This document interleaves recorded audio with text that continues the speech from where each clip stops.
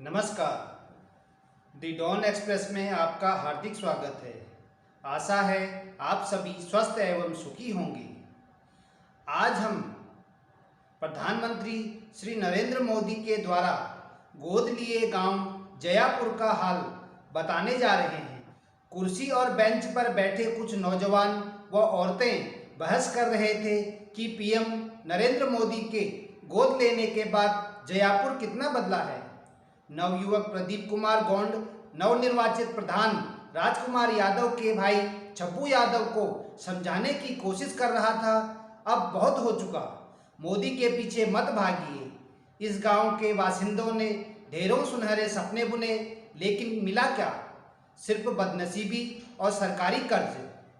प्रधानमंत्री नरेंद्र मोदी ने सांसद आदर्श ग्राम योजना के तहत सबसे पहले जयापुर को गोद लिया था। पहले दौर में उन्होंने 4 गांव जयापुर, नागेपुर, ककरिया और डोमरी को गोद लिया। इस साल 2 नए और गांव पूरे बरियापुर व परमपुर जुड़ गए हैं।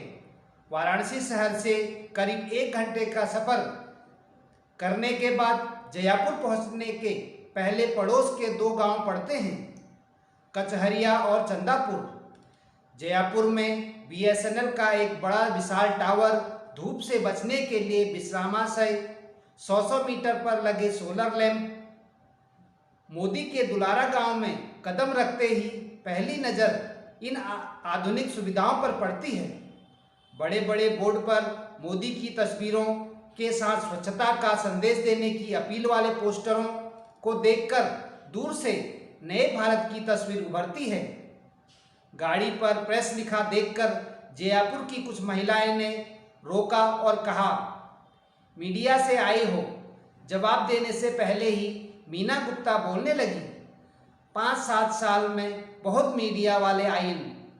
पहले टीवी पर जयापुर रोज दिखत रहल, अब अखबार और टीवी से जयापुर ओझल हो गई।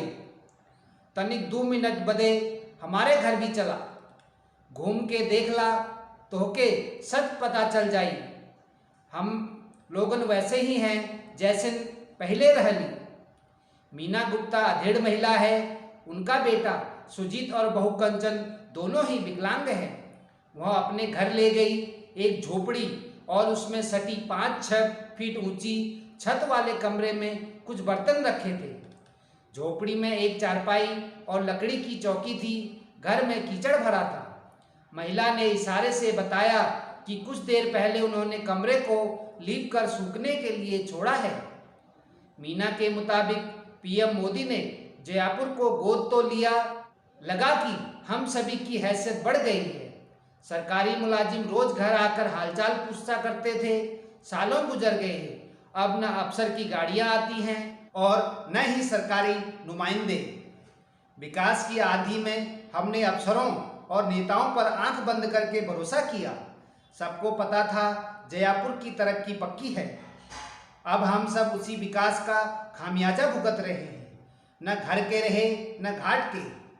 जयापुर की पटेल बस्ती में जिस पेड़ के नीचे नौजवानों और महिलाओं के बीच गर्मा गर्म बहस चल रही थी, वहाँ सड़क टूटी हुई थी।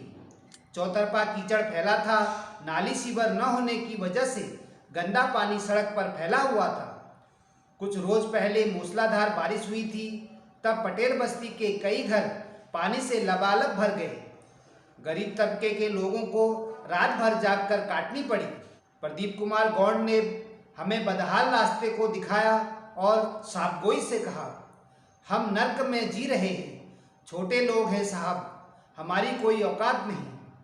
पूर्व ग्राम प्रधान नारायण पटेल ने सिर्फ पैसे वालों को सरकारी आवास दिया, जिनके पास पहले से अच्छी खेती की जमीन थी और घर बने थे। सरकारी पैसे से उनके नए आवास दोबारा बन गए। हमारी हालत ठन-ठन गोपाल जैसी है। क्या यही है सबका साथ सबका विकास? बात चल ही रही थी, तभी महिलाओं ने सवाल की झड़ी लगा दी। प्रमिला नाम की महिला आगे बढ़ी। एक ही सांस में ढेरों शिकायतें दर्ज करा गई। कहा, हुजूर, हमें मोदी चरखा नहीं मिला, फिर भी धोखाधड़ी से हमारे माथे पर बैंक का हजारों रुपए का कर्ज लाद दिया गया। पाई पाई के लिए मोहताज हैं। बैंक वाले जबरिया कर्ज वसूलने आ रहे हैं। मोदी के फेर में जिस कंपनी ने हम सभी को बुरी तरह फंसाया वो गायब है। कहाँ ढूंढें उसे?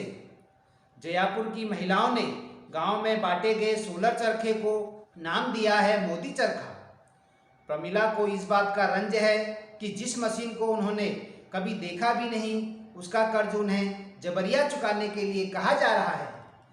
प्रमिला ने गुस्से में कहा, गुनाह सिर्फ इतना है कि हम पढ़े लिखे नहीं हैं। मोदी आए और हमें सपना दिखा गए।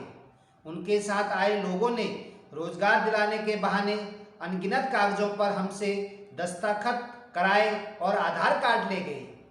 महामारी फैली तब पता चला कि जालसाजों के चंगुल में हम बुरी तरह फंस गए हैं। हजारों का लोन चढ़ाकर मोदी चरखा चलाने वाले चंपत हो गए। यह धोखा नहीं तो और क्या है? प्रमिला के पति सुनील मजदूरी करते हैं, मुश्किल से 2 वक्त की रोटी जुटा पाते हैं। 2 छोटे छोटे बच्चे हैं। लॉकडाउन के बाद से इन्हें खाने के लिए लाले पड़े हैं। प्रमिला को आज तक मोदी चरखा नहीं मिला, फिर भी वह कर्जदार बन गई है। बैंक वालों की धमकी से उनकी रातों की नींद उड़ गई है। कहती हैं, क्या कमाएं क्या खाएं, बच्चों का पेट भरें, पढ़ाई या फिर कर्ज भरें। वह कर्ज जिसके बदले उन्हें आज तक चरखा मिला ही नहीं। गीता की कहानी भी प्रमिला की तरह ही है। वह खेतों में काम करती है। पति विजय कुमार वर्मा विकलांग हैं। कहती हैं, हमारे साथ बहुत बड़ा धोखा हुआ है।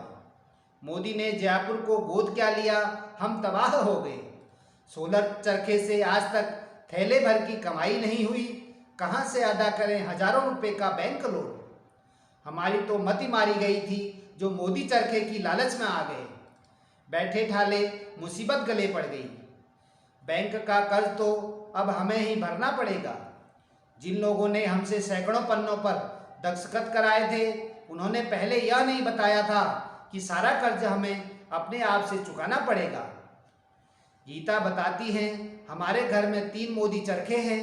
4-4 हजार रुपये नकद देकर लिया था। बताया गया था कि चरखा कीमती है, कोई लोन नहीं भरना होगा, सारा पैसा सरकार देगी। चरखा चलाने के लिए न तो रुई पूनी दी जा रही है और न ही दूसरी सुविधाएं। बहलाकर हमसे कागज ले गए। कुछ रोज बाद आए और हमारे माथे पर कर्ज लाद कर चले गए। कुछ ऐसी ही कहानी सीता देवी, गीता, बिंदु, रीना और ज्ञानती की देवी की भी है। रुआसे स्वर में इन महिलाओं ने कहा, मोदी चरखे ने जयपुर के गरीब घरों की औरतों की जिंदगी को पहाड़ बना दिया है। राजेश वर्मा बताते हैं, जिन लोगों मोदी चरखा लिया था उसके ऊपर 50 से 90 हजार तक कर्ज है। जिन लोगों ने सूत काटने के लिए कच्चा माल घर तक पहुंचाने की बात कही थी, वह सभी गायब हैं। आ रहे हैं तो सिर्फ बैंक वाले। हमसे अच्छा तो पास के गांव चंदापुर, कचहरिया, महंगाव, जखनी, गजापुर, मिल्कीपुर, वीर सिंहपुर और पचाई के लोग हैं। कम से कम उन्हें चैन की नींद तो आती है। हमारे घरों की ज़्यादातर औरतें कर्ज के बोझ के चलते अधकपारी जैसी घातक बीमारी की चपेट में आ गई हैं। सभी को बैंक लोन की चिंता खाए जा रही है। जिन महिलाओं ने मोदी चरखा एक दिन भी नहीं चलाया, वो भी हजारों रुपए की कर्जदार हैं। ऐसा धोखा तो आज तक नहीं मिला था। जयपुर में गरीब महिलाओं को आत्मनिर्भर बनाने के लिए 2 बुनकर केंद्र स्थापित किए गए हैं। एक केंद्र का संचालन खादी ग्रामोद्योग विभाग करता है और दूसरा गांव के निस्तम में स्थापित गौशाला में। यहाँ भारतीय हरित खादी संस्था के जरिए मुद्रा लोन स्कीम के तहत 150 महिलाओं को सोलर चरखा बांटा गया था। शुरुआत में बताया गया था कि महिला सशक्तिकरण मुहिम के तहत भाजपा सरकार औरतों को आत्मनिर्भर बनाना चाहती है। महिलाओं के मुताबिक भारतीय हरित खादी संस्था ने जयपुर, डोमरी और ककरिया में करीब 500 महिलाओं को मोदी चरखा बांटा था। ये तीनों पीएम नरेंद्र मोदी के दुलारा गांव हैं, जिन्होंने उन्हें गोद लिया। अकेले 150 महिलाएं तो जयपुर की हैं, जिन्हें मोदी चरखा देकर आत्मनिर्भर बनाने का सपना दिखाया गया था। मोदी सरकार को कटघरे में खड़ा करने वाली जयपुर की महिलाएं बताती हैं कि भारतीय हरित खादी के प्रबंधक निदेशक विजय पांडे ने उन्हें झांसा दिया और वह उनके जाल में फंस गई। लेकिन विजय पांडे जयपुर की महिलाओं के आरोपों को सिरे से खारिज करते हैं। वह कहते हैं, हमने जयपुर की महिलाओं को अपने आसपास से वर्किंग कैपिटल दिया था, साथ ही सोलर चरखे पर सरकारी छूट भी दिलाई है। यह आरोप झूठा है और बेबुनियाद है कि सभी महिलाएं हजारों हजार की कर्ज में डूब गई हैं। हमारी संस्था जयपुर से भागी नहीं है। महामारी के चलते हमें काम बंद करना पड़ा। जिन कंपनियों को हमने धागा और कपड़ा दिया, उन्होंने हमारा करोड़ों रुपए दबा रखा है। हमें महामारी की तीसरी लहर का डर है। पिछले 1.5 साल से हम महामारी में कोई काम नहीं कर पाए। संकट जैसे ही पूरी तरह छट जाएगा, महिलाओं के घर कच्चा माल पहुंचने लगेगा। हमारे प्रोजेक्ट में पूरा दम है, बस धैर्य रखने की जरूरत है। सोलर चरखा दिए बगैर बैंक का कर्जदार बनाए जाने के बाबत पूछे जाने पर भारतीय हरित खादी के पूर्व प्रबंधक निदेशक विजय पांडे कहते हैं, हो सकता है कुछ महिलाएं चरखा न ले गई हों। जिन महिलाओं को सोलर चरखा नहीं मिला है, उन्हें प्रधानमंत्री रोजगार गारंटी योजना के तहत सूक्ष्म लघु मध्यम उद्यम मंत्रालय की ओर से यह मशीन उपलब्ध कराई जाएगी। यह कहना गलत है कि चरखे का लोन 50,000 से 1 लाख के बीच चला गया है। 8,000 रुपये का लोन भला 80,000 कैसे हो जाएगा? बैंक लोन कोई समस्या नहीं है। महामारी संकट के बाद हम पुख्ता योजना बनाकर जयपुर की महिलाओं को रोजगार देंगे। प्रधानमंत्री के गोद लिए गांव में बने धागे को देश विदेश में निर्यात करने की योजना है। हमने घरेलू महिलाओं को 5,000 सोलर चरखे देने की योजना बनाई है। जयपुर ने 7 नवंबर 2014 को उस समय सुर्खियां बटोरी थी जब भारत के प्रधानमंत्री नरेंद्र मोदी ने सांसदों से गांवों को गोद लेने का अनुरोध किया था और खुद जयपुर को गोद लिया था। उसके बाद जयपुर के दिन ही बदल गए। देखते ही देखते 2 सोलर प्लांट लग गए, पानी की टैंकी बन गई, 2 बैंक खुल गए, एटीएम चालू हो गया, एम्बुलेंस की तैनाती कर दी गई, कंप्यूटर सेंटर और सिलाई केंद्र भी खुल गए। अब जयपुर सीन बदल गया है। यहाँ न अफसर आते हैं और न नेताओं का हुजूम जुड़ता है। पेयजल और बैंक के अलावा सब कुछ पहले जैसा हो गया है। जयपुर में खोली गई गौशाला को नाम दिया गया आदर्श भारतीय गौशाला। इसके लिए ग्रामीण मेखुर सिंह की जमीन 30,000 रुपये सालाना के दर से 30 साल तक के लिए लीज पर ली गई। गौशाला में के कुछ लोग अपने मवेशी बांध रहे हैं। गौशाला के बगल में सोलर चरखा प्रशिक्षण एवं प्रसार केंद्र है। एक कमरे में 24 और दूसरे में 15 सोलर चरखे जंग खा रहे हैं। प्रशिक्षण के दौरान जयपुर की महिलाओं ने जो सूत तैयार किए वह गोदाम में सड़ रहा है। गार्ड मूलचंद ने बताया, गाय पालने और सूत काटने के लिए मशीनें लगाने वाले लोग लंबे समय से लापता हैं। दिनों से उन्हें भी वेतन तक नहीं मिला है। गार्ड अपना दुखड़ा सुना ही रहा था, तभी पहुंचे मेखुर के पुत्र नीरज कुमार सिंह। गौशाला परिसर में उगे घास फूस और झाड़ियों को दिखाते हुए नीरज कहते हैं, इसे आप क्या कहेंगे, विकास या विनाश? हम मोदी को दोष नहीं देंगे, लेकिन उन्होंने जब जयपुर को गोद लिया तो यहाँ कई फ्रॉड घुसाए। जमीन का लीज लेते समय भारतीय हरित खादी के प्रबंधक निदेशक विजय पांडे ने हमसे 2 लोगों को नौकरी देने की बात कही थी, मगर वादा पूरा नहीं किया। जैसे ही सरकार की नज़र हटी, संस्था के लोग गाय भैंस बेचकर खा गए। नीरज ने कहा, सोलर चरखा केंद्र में घूम आइए, कोई पुरसा हाल नहीं है। जयपुर में विकास की गंगा बहाने जो संस्थाएं आई, सब लुटेरी निकली। अब तो यह बताने में शर्म आती है कि हमारे जयपुर को प्रधानमंत्री नरेंद्र मोदी ने गोद लिया था। बकाया बिल के चलते गौशाला परिसर की बिजली कटी हुई है। कटिया कनेक्शन से बिजली जोड़ी गई है। अब यह पता करने की कोशिश कर रहा हूं कि हमारी जमीन पर आदर्श भारतीय गौशाला के संचालकों ने कितना बैंक लोन लिया है। हालात चाहे जो भी हों, लेकिन गोलमाल लंबा हुआ है।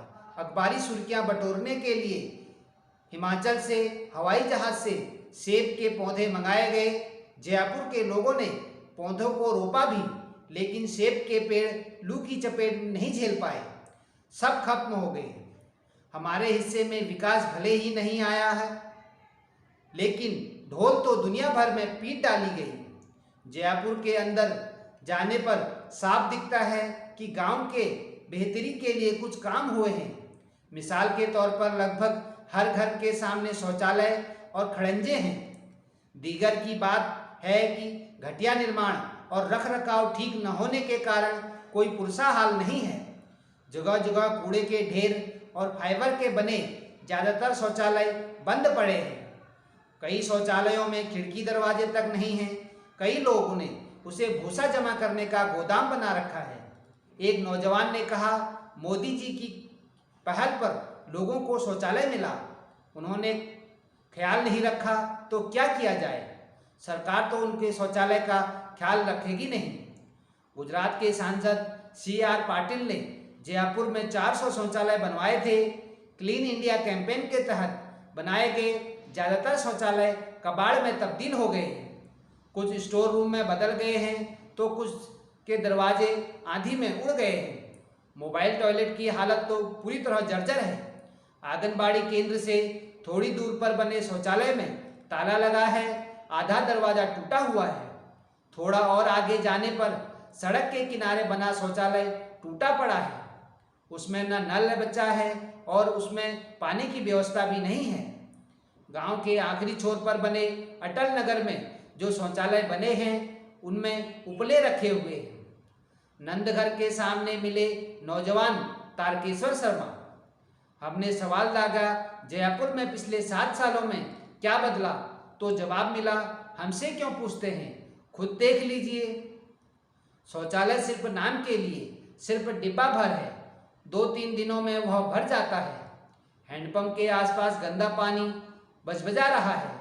इसी बीच तभी इनकी माँ गीता देवी अपने पुत्र तारकेश्वर को चुप कराते हुए कहा, सब ठीक है, सब बढ़िया है, जयपुर में बहुत कुछ हुआ है। मैं कह रही हूँ, मोदी जी ने बहुत काम किया। जयपुर के साथ ही नागेपुर के प्राथमिक विद्यालयों में सोलर वाटर पंप की व्यवस्था थी, जो अब ध्वस्त हो चुकी है। यहाँ लड़कियों की पाठशाला, बुनकर केंद्र बारिश के पानी से घिर गया है। कमरों पर काई लगी है। विद्यालय में न टीचर आ रहे हैं, न ही मोहल्ला पाठशाला लग रही है।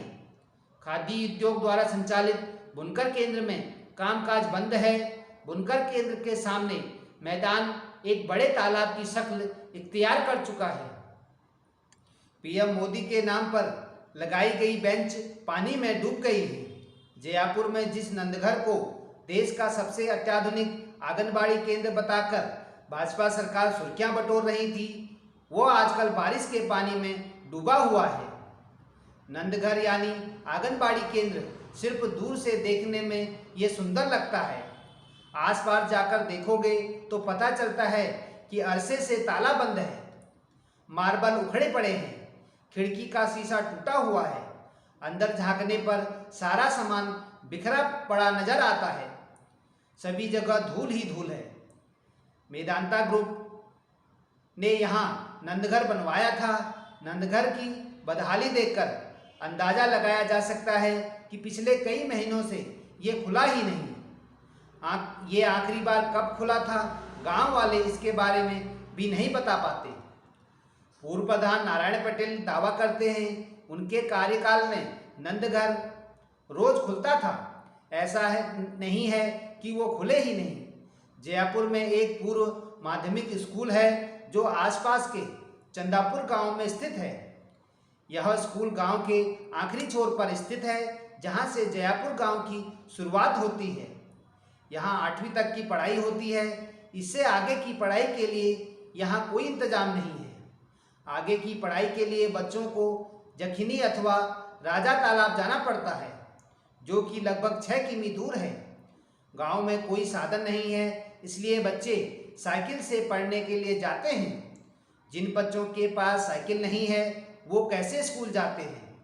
इसके जवाब में एक ग्रामीण ने कहा, क्या कर लेंगे पढ़ाई करके? जयपुर के बच्चों के नसीब में तो सिर्फ खेती बाड़ी ही है। जयपुर में एक लाइब्रेरी भी खोली गई थी, जिसकी दीवार पर अभी भी सुंदर सुंदर स्लोगन लिखे हुए हैं, लेकिन सब कुछ दिखावे के तौर पर। लाइब्रेरी में कई सालों से ताला लगा है, ये कब से बंद है किसी को पता नहीं। लाइब्रेरी आखिरी बार कब खुली थी गांव में किसी को जानकारी नहीं है। यहाँ से किसी ने कभी कोई किताब ली हो ऐसा कोई व्यक्ति भी गांव में नहीं मिला। युवक सुनील बताते हैं, प्राथमिक विद्यालय के छात्रों के लिए खोली गई लाइब्रेरी का प्रबंध रूम टू रीड नाम के एक गैर सरकारी संस्थान को सौंपा गया था। इस बाबत पुस्तकालय बाल प्रबंध समिति गठन किया गया था। दावा किया गया था कि 1 महीने में सबसे अधिक किताब पढ़ने वाले छात्र को पुरस्कृत किया जाएगा। कमजोर छात्रों के लिए बेहतर शिक्षा सुनिश्चित करने के लिए अतिरिक्त ट्यूशन का इंतजाम नन्ही कली नाम की एक गैर सरकारी संस्था ने किया था। नन्ही कली के संचालकों ने यहाँ बच्चों को 2 घंटे अतिरिक्त ट्यूशन देने की बात भी कही थी। साथ ही यह भी जिम्मेदारी ओढ़ी थी कि बच्चों के अंदर बोलने की शैली विकसित की जाएगी, ताकि वे युवा संसद चला सकें। अभिभावकों को बताया गया कि बच्चों के लिए स्मार्ट क्लासेस की सुविधा देने का दावा किया गया, तो जयपुर के लोगों ने ढेरों सपने बुन लिए। टैबलेट से पढ़ाई कराने का जिम्मा यूनियन बैंक ऑफ इंडिया और बेंगलुरु की एक गैर सरकारी संस्था क्रेया ने मिलकर ओढ़ा था, लेकिन नतीजा वही ढाक के 3 पार। ग्रामीण संतोष बताते हैं, गांव में पानी निकासी की कोई व्यवस्था नहीं है। जब बारिश होती है तो पानी घर में घुसने लगता है। हम क्या करें, ऐसे ही रहते हैं, कोई सुनवाई ही नहीं होती। लालमन भी इनके हाँ में हाँ मिलाते हैं। वो कहते हैं, जयपुर में विकास तो बहुत हुआ है, लेकिन पानी निकासी का कोई इंतजाम नहीं है।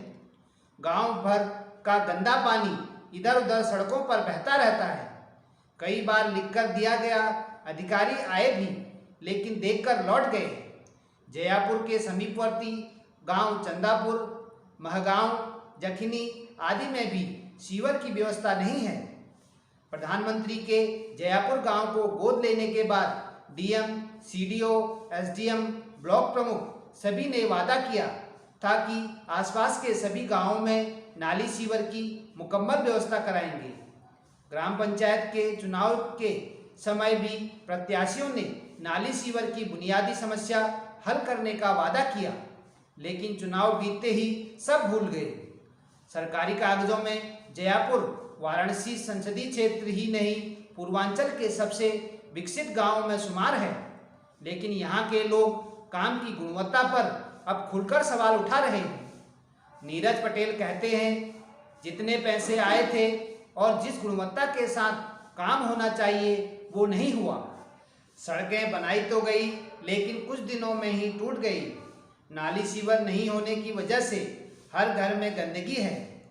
पीएम मोदी के गांव को गोद लेने के बाद तत्कालीन डीएम प्रांजल यादव महीने में 1-2 बार गांव का दौरा जरूर करते थे। वो गांव वालों की समस्या भी सुनते थे। हालांकि उनका तबादला हो गया। मौजूदा कलेक्टर के तो दर्शन ही दुर्लभ हो गए। जयपुर में यात्री विश्रामालय तो चमचमाता दिखता है, मगर यहाँ कोई बस का इंतजार नहीं करता। जयपुर से अब कोई बस नहीं गुजरती ही। वाराणसी रेलवे स्टेशन के तकरीबन 30 किलोमीटर दक्षिण पश्चिम में बसे इस गांव में आने के लिए आपको साधन की काफ़ी मशक्कत करनी पड़ सकती है। राजा तालाब से जयपुर जाने के लिए एकमात्र साधन ऑटो है। इसके अलावा कोई दूसरा व्हीकल नहीं है। बस स्टैंड के पास खड़े युवक अमित पटेल ने बताया, पहले एक बस थी, कब आती थी कब जाती थी ये लोगों को कोई खास मतलब नहीं होता था। वो नामुराद बस भी जयपुर से हमेशा के लिए अब विदा हो गई है। ग्रामीणों को अगर बाहर जाना है और अपनी गाड़ी है तो ठीक है, नहीं तो पैदल ही आना जाना पड़ता है। अमित ने जयपुर की नई तस्वीर खींची। कहा, पीएम मोदी ने जब इस गांव को गोद लिया तब रोज रोज पत्रकार आते थे और लिख पढ़कर जाते थे। छोटी छोटी खबरें अखबारों में सुर्खियां बनती थी। अब तो सन्नाटा है, कोई आता ही नहीं। किसान राजकुमार कहते हैं, हमारे गांव में सीवर और नाली का इंतजाम हो जाए और छोटी छोटी गलियों जो खराब हैं वो सब ठीक हो जाए, तभी हमारी दिक्कत दूर होगी।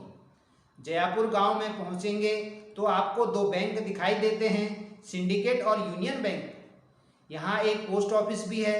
मोदी के गोद लेने के बाद यहाँ दोनों बैंक खुले हैं, जिसमें ग्रामीणों को खाता खुलवाने में थोड़ी आसानी हो गई है। जयपुर में स्वास्थ्य इंतजाम अब भी नदारद है। कोई अस्पताल नहीं, दवा नहीं। कोई बीमार होता है तो जयपुर के लोगों को करीब 5 किलोमीटर दूर जखनी जाना पड़ता है। महिलाओं की डिलीवरी अथवा कोई भी इमरजेंसी के दौरान जयपुर में कोई सुविधा नहीं है। पहले एक एम्बुलेंस आती थी, अब उसका भी अता पता नहीं है। हालांकि जखनी के बजाय लोग राजा तालाब के प्राथमिक स्वास्थ्य केंद्र जाना चाहते हैं। वहां के लिए वाहन का साधन आसानी से मिल जाया करता है। प्रधानमंत्री नरेंद्र मोदी के जयपुर को गोद लेने के बाद जयपुर में लगी करीब 135 सोलर स्ट्रीट लाइटें के खंभों तो दिखते हैं, लेकिन इनमें एक भी ढंग से नहीं जलती। ज़्यादातर लाइटों की बैटरियां चोरी हो गई हैं अथवा खराब हैं। ग्रामीणों के मुताबिक एक बैटरी 4-5 हज़ार की थी। देख रेख के अभाव में कुछ बैटरियां खराब हो गई और कुछ चोर ले गए। कुछ लाइटों के सोलर पैनल तक गायब हो गए हैं। इलाकाई थाना पुलिस पैनल और बैटरी चुराने वालों का सालों से सुराग लगा रही है, मगर उन तक नहीं पहुंच सकी है। नतीजा, सोलर लैंप 100 पीस बन गए हैं। जयपुर में 25-25 किलोवाट के सोलर प्लांट हैं, जिनमें 2 बल्ब और 2 मोबाइल चार्जर की सुविधा दी गई थी। ग्रामीणों से अब भी 20-20 रुपये महीना वसूला जाता है। सोलर से अब बिजली की सप्लाई नहीं होती। पूर्व ग्राम प्रधान नारायण पटेल इस बारे में गोलमोल जवाब देते हैं। कहते हैं, लोग जब सोलर से टुल्लू मोटर चलाएंगे तो कितने दिन चलेगा और सोलर प्लांट। हालांकि ग्रामीणों का मानना है कि मोदी के गोद लेने के बाद बिजली की स्थिति में काफ़ी सुधार हुआ है। रोजाना करीब 20 घंटे बिजली मिलती है। जयपुर में BSNL का एक टावर है। बिजली गुल होने पर मोबाइल का कनेक्शन टूट जाता है। पंचायत भवन के 200 मीटर दायरे में फ्री वाईफाई सुविधा फैल चुकी है। बेरोजगारी से जूझ रहे युवाओं के लिए सुविधाएं बेमतलब हैं। सिर्फ प्रभावशाली लोग ही इन सुविधाओं का लाभ उठा रहे हैं। किसी से पूछ लीजिए, क्या इस गांव के नौजवान की बेरोजगारी और भ्रष्टाचार दूर हो गया? क्या महिलाएं सशक्त हो गई?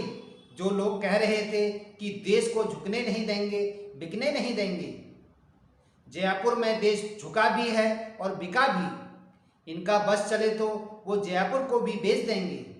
पूर्व मंत्री पटेल यह भी कहते हैं, जितना पैसा जयपुर के नाम पर जारी हुआ उसका बंटर बाट हुआ, सब अफसरों की जेब में चला गया। यहाँ विकास हुआ तो सिर्फ भ्रष्टाचार का, बेरोजगारी का और झूठ का। डेवलपमेंट पैसा लूटकर आलीशान सितारा दफ्तर खड़ा किया जाता है। हमने तो जयपुर वालों के यहाँ निमंत्रण भी जाना छोड़ दिया है। मोदी से पहले ककरिया, नागेरपुर, सुजाबाद और डोमरी को गोद हमने लिया था। लोहिया ग्राम घोषित कराया था, जिस पर मोदी ने अपना ठप्पा ठोक दिया।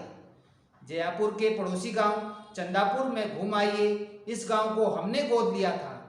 यहाँ न ठग मिलेंगे, न बैंक लोन से शिकायत सकते लोग और कहराते लोग मिलेंगे।